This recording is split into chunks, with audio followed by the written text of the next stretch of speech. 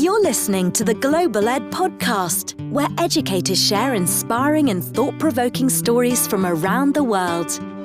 In this episode of the Global Ed Podcast, I speak with A. Chan Oo, the CEO of Scholastic International School in Yangon, Myanmar. Welcome to the Global Ed Podcast, A. Hi, Gavin. Thank you for having me. Myanmar, also known as Burma, is a country located in Southeast Asia with a rich history and diverse culture. Have you ever imagined a land filled with unique traditions, where magnificent temples and vast fields stretch to the horizon? Myanmar is one such place, embodying captivating beauty and mysterious historical stories. Now, A, you're from Myanmar. Could you tell us a little bit about your background, please? So my full name is A. Chan Oo, and I actually was born in Myanmar, but I grew up in Singapore for most of my primary school years. And on the professional side, I actually started working since I was 16 years old. I started interning at an Montessori school, so it was a preschool. And I actually liked teaching, so I decided to take a gap year from college. And after my high school, when I was 18, I decided to go into a full-time job at a British international school in my country. And I worked as an associate English teacher for a year and a half there. And that's after that, then I came to Australia. Now, I know that you're based in both Myanmar and Australia at the moment, but how did you come to found the Scholastic International School in Yangon, please? So I started during COVID, actually, because I was thinking there were a lot of complaints from the parents about how the kids were not, really engaged in the online learning. And I was actually tutoring quite a lot of students in Australia. And I thought I could do some things different, and that's when I just started a Facebook page and a website. And I started, getting students from Myanmar, and I thought, okay, this could be something.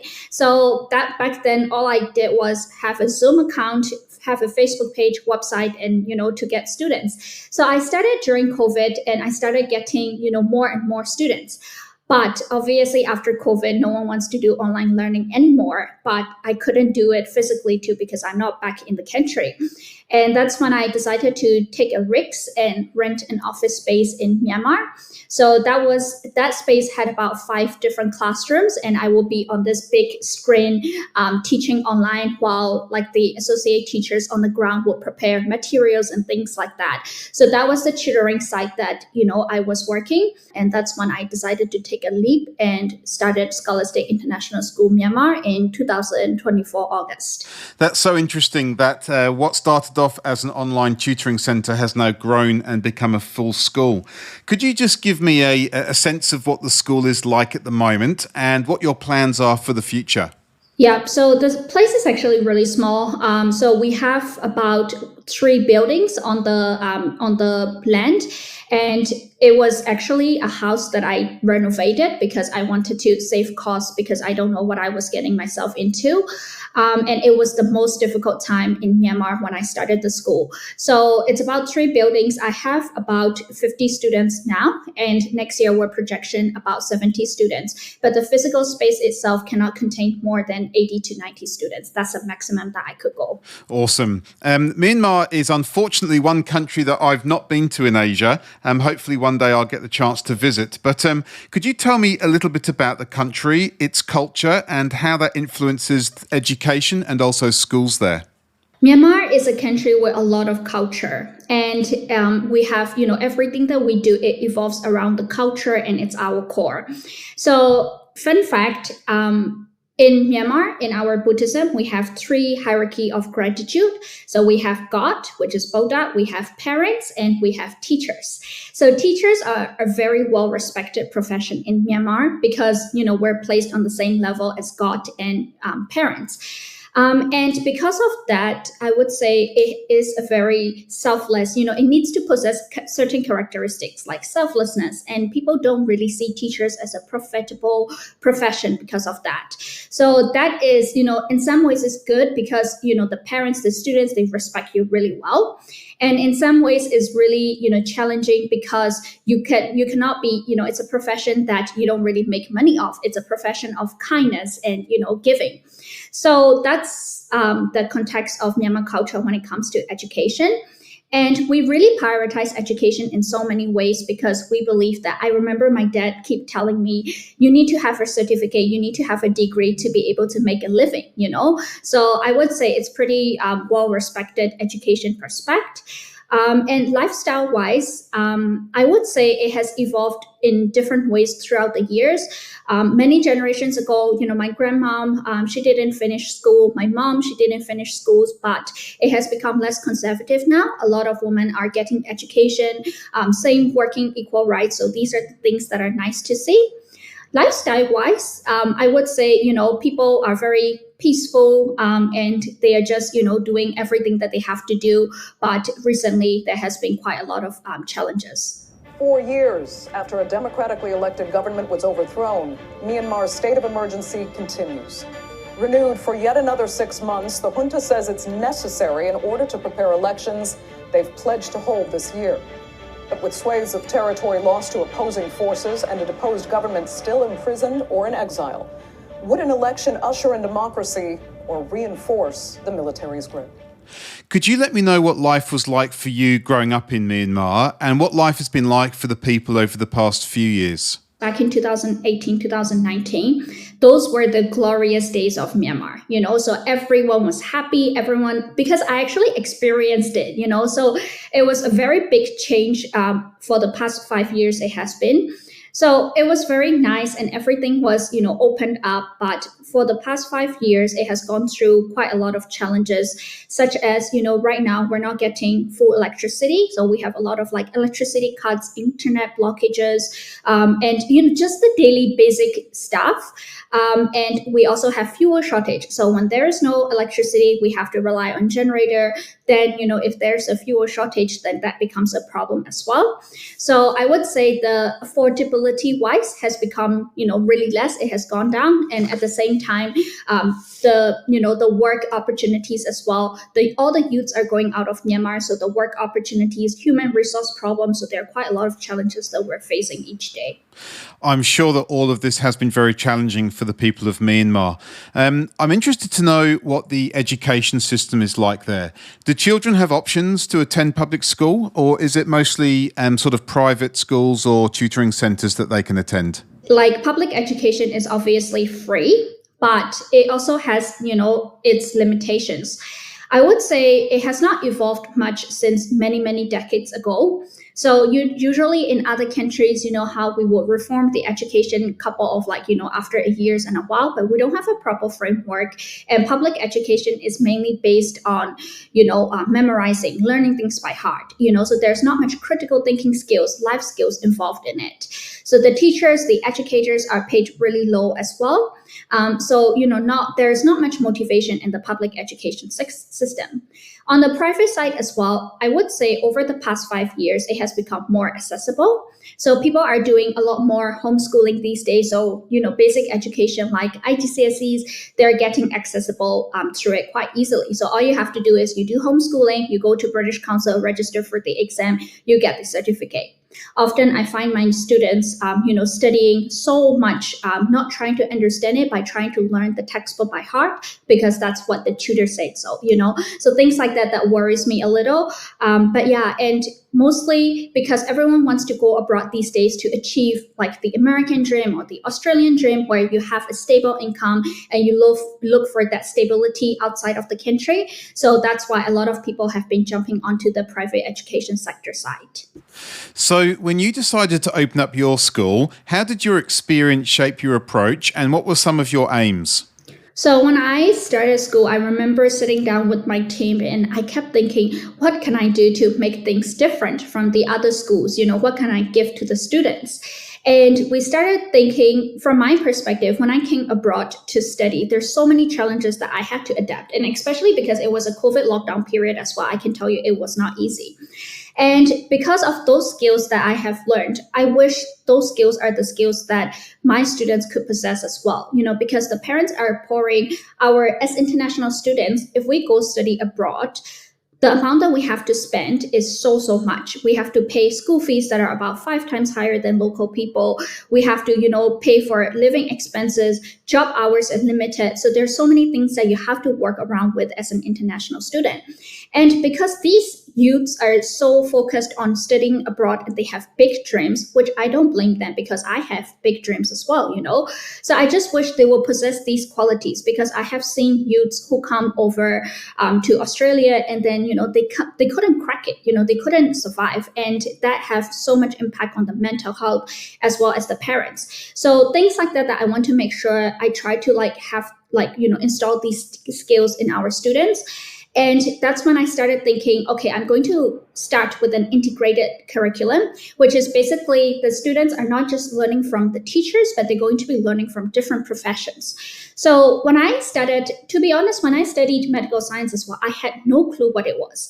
And I started asking, because I had to go through education agents. I asked education agents multiple times, what is medical science, and they wouldn't be able to tell me because they didn't go through the education system. And no one had the answer for me. And it sounded medical. So in our culture, you either become an engineer, a doctor, or lawyer, or you're a failure, So I was like, okay, well, I'm on the safe side. I'll just choose medical science.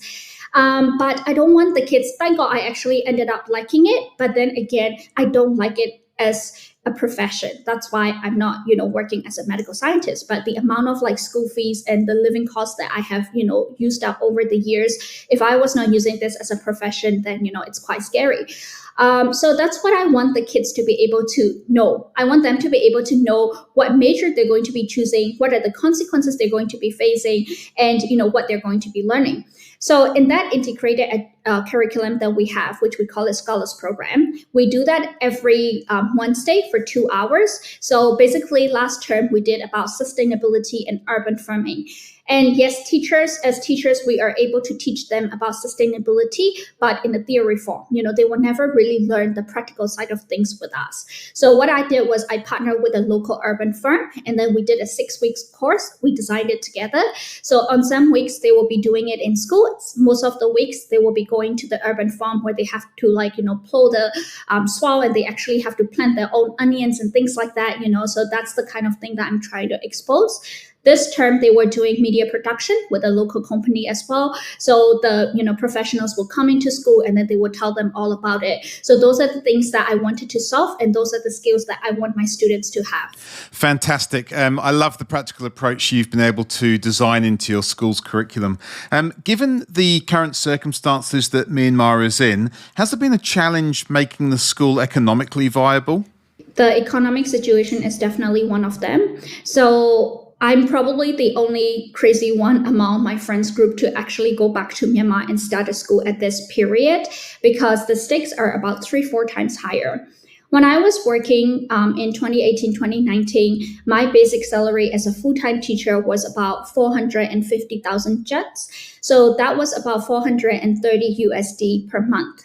But then if I get that same amount in Myanmar right now, that will be 100 USD. So you can see that the inflation was 4 times higher now, 4 times or more. So that's where a lot of parents are struggling, and whatever they have saved up, they're actually sending the kids, they're pouring everything they have onto the kids' education. So that's where, their expectations are a lot higher, even though they're paying the same amount, but in kyats, it's going to be 4 times higher. So the expectations are 4 times higher. And as educator myself, I'm trying to navigate between meeting their expectations, at the same time trying to make sure that I stay sane so that I can actually lead and make good decisions myself. So I think that's really different. Yeah, I'm sure that would be a big challenge for you. I'd imagine that one other challenge is recruitment. All schools have that difficulty, but considering the circumstances, I suspect that attracting and retaining international educators might be difficult. Has that been your experience?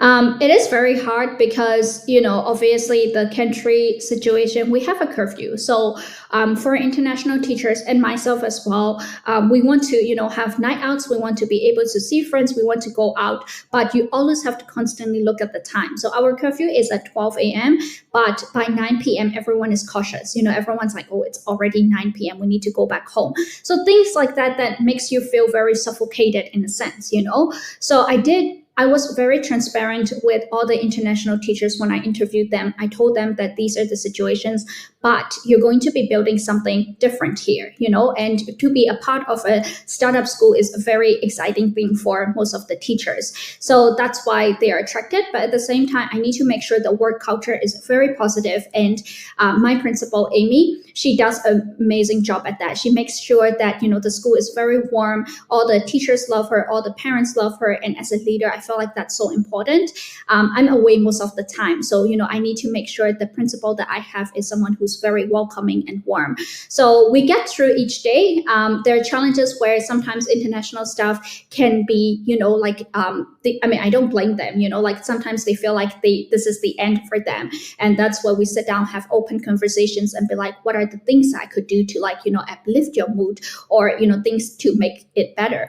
But the good news is Myanmar is only an hour away from Bangkok. So, 45 minutes away from Bangkok. So at least, over the weekend, they could go over, meet their friends and have, some relaxing time. So these are the things. And also we have very lovely accommodation as well. Having a really nice home is so important because that's where you're going to be spending a lot of your time at. So, and I encourage them to join a lot of community as well, where they get to meet people and at the same time having a nice home with a nice view. It's, something that to keep them going. I'm sure that this approach of care and consideration goes a long way in making your staff feeling valued. But can you tell me what some of the rewards are for being a teacher in Myanmar? I would say the reward is definitely the kids. The Myanmar kids are very respectful, and that's a lot of the reasons why the teachers will come to Myanmar, because they know how lovely the kids are.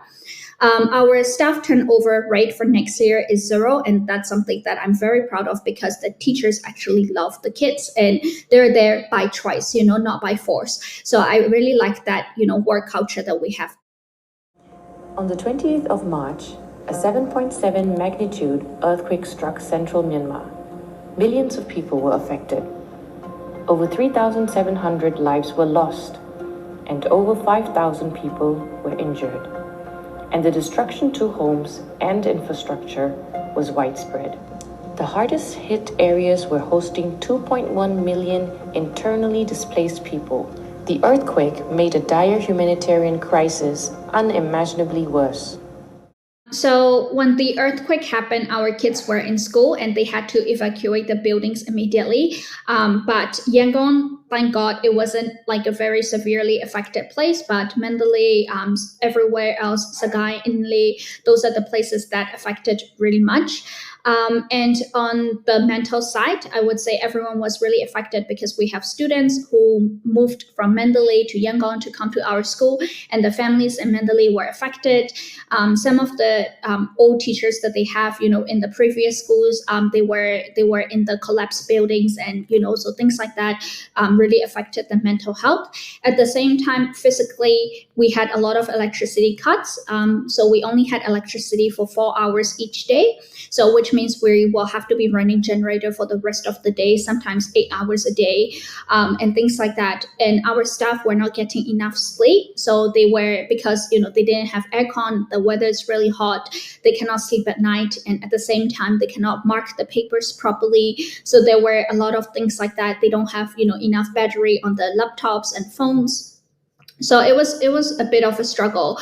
So what we did was, as a school, we started providing power banks, so that they could use on the phone or the laptops. And then at the same time, we provided a lunch area. So I converted like a room for a lunch area where teachers are allowed to take naps. Most international staff live in condos which have electricity. So the international staff will have to understand the local staff if they need to go and rest during the day because, they don't have electricity. So things like that. We also did fundraisings to make sure we can donate to the affected places. In fact, because it's going to be an ongoing process, it's not something that we have, a few days and be solved. We are actually organizing a run as well, a marathon run to raise funds in coming May. So things like that we're trying to continuously do as an organization. First priority is our staff, our students, and then after we have taken care of that, we need to start looking for our community as well. I'm really pleased to hear that the direct impact on Yangon was not as much as it was in other areas, and of course that your staff and students are safe. But what are some of the initial areas of need in other parts of the country, and how are you as a school able to help respond to them? I think right now the problem that needs to be solved is food and shelter right now, and then of course the education will later kick in. With the food and shelter, we need to start raising funds and everything, and it needs to be a continuous process and it needs to be sustainable, because it's going to go on for quite a while. So I have been working with local NGOs who have been building. So for example, we built 6 tents for people who need a temporary shelter. And that was very helpful during the storm as well. So these are the kind of things that we hope to be, continuously doing, not just like sleep on it and then like forget about it, because it's over, but it's never really going to be over. With education wise, I actually partnered with, so there was this place it's in Shan State, so it's near the area that was affected as well. I volunteered there about 2 years ago. It's a Buddha monastery, so the monks lead the education system there. So I actually volunteered 2 years ago, and I'm thinking to reach out again to see, if there's anything we could do to, help the students with the education. I don't think the private education students are going to be so affected because, the parents have businesses and things like that. But with public education system, there's going to be quite a lot of reformation that's going to be needing. So our aim is to work with, organizations that can have a better outreach as well. Yeah, absolutely. As a school leader, are you taking any steps now to prepare your staff and students in the case where there might be a future earthquake or any other events that might significantly impact the community? I think as a school, first of all, we need to start preparing the students for the evacuation plans and things like that. But at the same time, to be able to have a long-term relief plan. So what if, something happens like this again, how are we going to accommodate the students and the staff? At the same time, for example, the payment plans, we have had quite a lot of requests from the parents to delay the school payment plan because, their businesses were involved in this particular natural disaster. So things like that we need to be able to accommodate as a school. And at the same time, with the working with the NGOs as well, there's so many scams that are out there too. So we need to make sure that, we are donating to responsible people and credible organizations. So that's something that, everyone needs to have information about. Thinking beyond the direct impact of the earthquake, what are some of the ongoing effects that would impact the people and also your school community? So the inflation is already starting. So because the buildings need to be rebuilt, the prices have been going up. And because the affected areas are the areas that agriculture happens as well. So I can't think of the food prices and everything that's going to be going up. And May, June is usually the rainy season. So actually after a few days of the earthquake, we had a huge storm around that area, Mandalay. And people were homeless. People didn't have any shelters. And it was just so heartbreaking to see. In the long term as well, I think it's going to be such a long process to actually rebuild the city because right now it's like an apocalypse. There's no building, there's no accessibility. So it's going to take a while. And I hope that, Mandalay is a city with so much culture and a lot of Buddha statues and everything. All these historical buildings were ruined as well. So it's going to take a very long time and it's going to have a long impact on Myanmar people.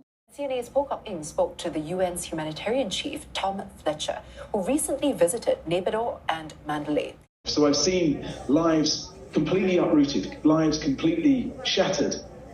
But I've also seen enormous resilience. I've seen communities rallying around, supporting those who've lost everything. I've seen the community groups going back towards the danger in order to help the survivors. I've seen local philanthropists, local religious organizations who are determined to get as much support as possible to those who need it. So it is a disaster of epic proportions, but there are also enormous amounts of generosity and compassion and resilience out there too.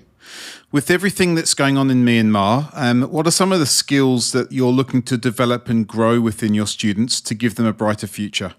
I hope that they can get the skills that I'm trying to, help them with. like because I changed so many school systems throughout my years, it's really hard for me to adapt at first, but I gained a lot of adaptability skills, resilience, things like that are hidden, but so important to survive in real life. So I hope they will have this, because currently I feel like they're all in a little bubble. It's not the fault as well, because as parents, as adults, we want to make sure that they have a safe and secure future. And in worse times like this, like when I was living in Singapore, I would take public bus to school and it would be perfectly fine. And, in some ways it was teaching me some survival skills. I would not get lost. I know my directions, and I was only like primary 3, primary 4 back then. But these days, because the country is getting scary, because there are crimes out there, the parents are very protective and very worried. So, from time to time, what they do is they would, transport the mom. Full-time job of a mother is to drive the kid around, So things like that I'm scared the survival skills are getting lost. So I hope that I can build a school where the students can still have all these survival skills, develop through them experience and things like that. And recently we partnered with Hilton Groups in Vietnam, where I sent my year 10s to, study hospitality over there for about 4 days, 4 nights, 5 days. And they actually learned a lot. So I hope to continue to do things like that with partnership. I can't do this alone. With international partnership, give them more exposure to the opportunities out there. There's so many careers out there. You don't need to be a doctor to be able to survive in this world, but you do need to have certain skills to survive. So those are the things that I hope my students will be able to possess in the future. So how do you as a school leader shape your school to give students the skills where they can start to perhaps solve some of the problems which they experience? I think when we talk about problem solvers, it doesn't have to be with just education, right? So it could be anything that anyone's looking to solve. So someone could be interested in, building, someone could be interested in medical. So there's so many things that the kids are interested in. In our school, we have, for our year 10s, we have on Friday 2 hours of passion project per week, where they will have to explore the passion and they will have to build a project. So my aim is for them to have a portfolio by the end of the year 10. So throughout the entire, year 10 period, they have been doing a lot of research, and they actually have to relate it to a real world problem. So for example, some of my students love, neuroscience, and their aim is to study neuroscience at university. Then I will get them to, I will guide them to make sure that they will do a project with neuroscience related, but in a way that they are giving back to the community. So some of them are starting a podcast, some of them are starting a YouTube channel to share the knowledge and do the research. So those are the things that I hope to make sure they're learning to solve a problem. And with change maker as well, like I say, they need to come back. They need to make sure that, they have this mindset of, I'm not the only one in the world. And they need to make sure that they're giving back to the community. So hopefully through the exposure to different, organizations that they're seeing and they're experiencing, we get some of the volunteers to come in, to school to talk about things like that. So I hope with those exposure, our students will be mindful of, who they are and what they can do in the future. Everyone has potential and everyone has power. You just need to, make sure they see that sometimes. From what you have learned and experienced, how do you see your school or the education system helping to lift the people of Myanmar up? So that's something that I want my students to be able to, know as well. I don't want them to just leave and forget about the rest of the community. There's so many people out in Myanmar that still need our help. And education reformation is the way to go with. That's what I believe. Having proper frameworks, having proper structure, having these survival skills. These are the things that I want my students to be able to contribute back to the younger generations as well. I don't know how many more generations I can do for this, and how much outreach I can have. But over the time, I hope everyone can be doing all these together so that we can have a better outreach to many more places in Myanmar. So as we draw to a close, what are the hopes you have for your students and for the young people of Myanmar? I hope they will have, like I said, the financial burden of, there's so many burdens, like that they're facing. I hope that will be reduced in some ways, being able to navigate through all these challenges, being resilient, being able to adapt, those are the skills that I hope the Myanmar youth will be able to possess. But at the same time, I want them to remain hopeful. Being hopeful is so important. It's a skill that, you don't think it's important, but in real life, every day we wake up with the hope that we will do something better each day, so I just want to make sure that they go through that, because I speak to a lot of youths here, my friends, my juniors, and I can see that they're actually losing hope. And that's something I don't want them to be. I don't want them to think that this is it. There's so much things that they could do. So I hope they will contribute back to the community. They will take care of themselves first, they will take care of the family, and then they will take care of the community. So I hope these are the things that they could do in the future too. Well, thank you so much, A, for being on the podcast, and thank you also for all the work you do for the young people in Myanmar. I really do wish you and all of your students and your whole school community all the very best for the future. Thank you, Gavin. Next time on the Global Ed Podcast. A number of us from a range of international education organizations were at a conference in Spain when we had heard about a case of child abuse that had impacted dozens of schools over a 30-year period. And with the profound awareness that none of us saw that this was happening, I guess I would say the catalyst for the formation of the International Task Force was a real awareness that we needed to educate ourselves. In the next episode, I speak with Jane Larson, the Executive Director of the Council of International Schools. As one of the founding members of the International Task Force on Child Protection, Jane shares with me the founding of the organisation, the important work it has done since its founding, and the emerging issues that it faces with regards to child protection and safeguarding. If you have enjoyed listening to the Global Ed Podcast, please subscribe and follow me, Gavin Kinch, on LinkedIn.